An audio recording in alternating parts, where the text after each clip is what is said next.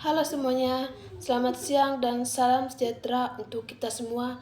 Saya Cornelia Kanan dari kelas keperawatan 2024I, program studi sarjana keperawatan, Fakultas Ilmu Kesehatan, Universitas Santo Paulus Ruteng. Tugas ini sebagai salah satu persyaratan ujian akhir semester mata kuliah Komunikasi Dasar Keperawatan. Hadirin yang saya hormati, Bapak dosen pengampu mata kuliah Komunikasi Dasar Keperawatan, serta teman-teman yang saya cintai.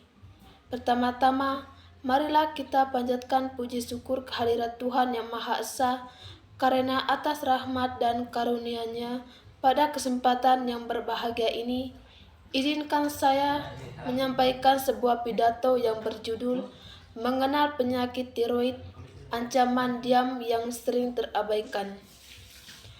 Penyakit tiroid adalah salah satu gangguan kesehatan yang mungkin terdengar asing bagi sebagian orang, tetapi dampaknya bisa sangat besar terhadap kehidupan penderitanya.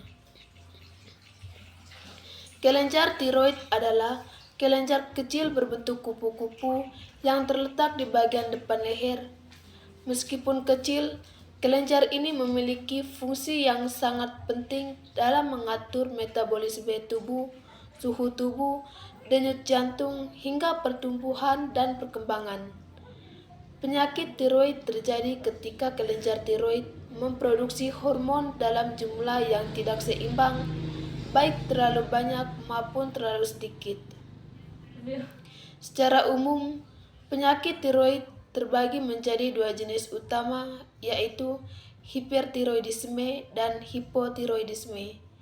Hipertiroidisme adalah kondisi di mana kelenjar tiroid terlalu aktif dan menghasilkan hormon tiroid dalam jumlah berlebihan.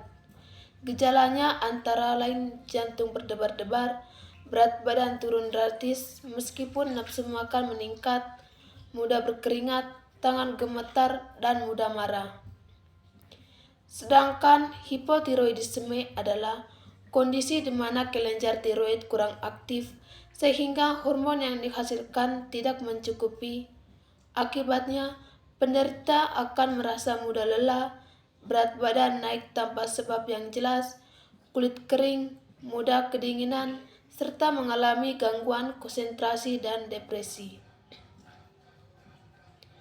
Selain kedua jenis tersebut, ada juga gangguan tiroid lain seperti gondok, nodul tiroid, hingga kanker tiroid, dan masing-masing yang memiliki tingkat risiko dan penanganan yang berbeda-beda.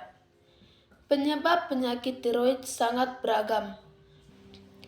Beberapa di antaranya adalah faktor genetik, gangguan autoimun seperti penyakit Graves atau Hashimoto, kekurangan yodium, efek samping obat-obatan tertentu, bahkan kondisi stres yang berkepanjangan. Yang perlu kita sadari bersama adalah bahwa penyakit tiroid seringkali disebut sebagai silesiase karena gejalanya kerap samar dan menyerupai penyakit lain.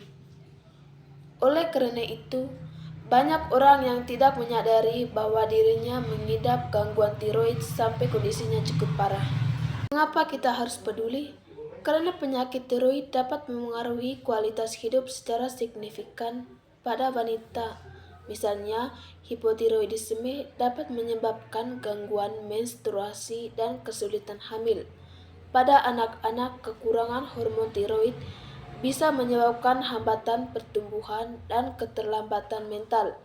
Sedangkan pada orang dewasa, ketidakseimbangan hormon tiroid dapat menyebabkan kelelahan kronis, gangguan suasana hati, hingga masalah jantung. Lalu, apa yang bisa kita lakukan? Pencegahan penyakit tiroid dapat dimulai dari langkah-langkah sederhana. Yang pertama, mengonsumsi iodum dalam jumlah cukup.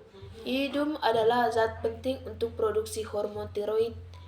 Kekurangan iodum adalah penyebab utama gondok di banyak negara. Yang kedua, menjaga pola makan sehat, konsumsi makanan yang kaya selenium, zat besi, dan vitamin D penting untuk mendukung kesehatan tiroid. Yang ketiga, Menghindari stres berlebihan. Stres dapat memicu gangguan sistem imun dan mengaruhi fungsi tiroid. Yang keempat, rutin memeriksa kondisi kesehatan tiroid. Pemeriksaan medis secara berkala, khususnya kadar hormon tiroid, dapat membantu mendeteksi gangguan tiroid sejak dini. Deteksi dini memungkinkan penanganan lebih cepat dan efektif sehingga memecah komplikasi yang lebih serius. Yang kelima, meningkatkan kesadaran melalui edukasi kesehatan. Mari kita jaga diri kita dan keluarga kita dari ancaman penyakit ini. Ingat bahwa mencegah selalu lebih baik daripada mengobati. Sekian pidato singkat yang dapat saya sampaikan. Semoga bermanfaat bagi kita semua. Terima kasih.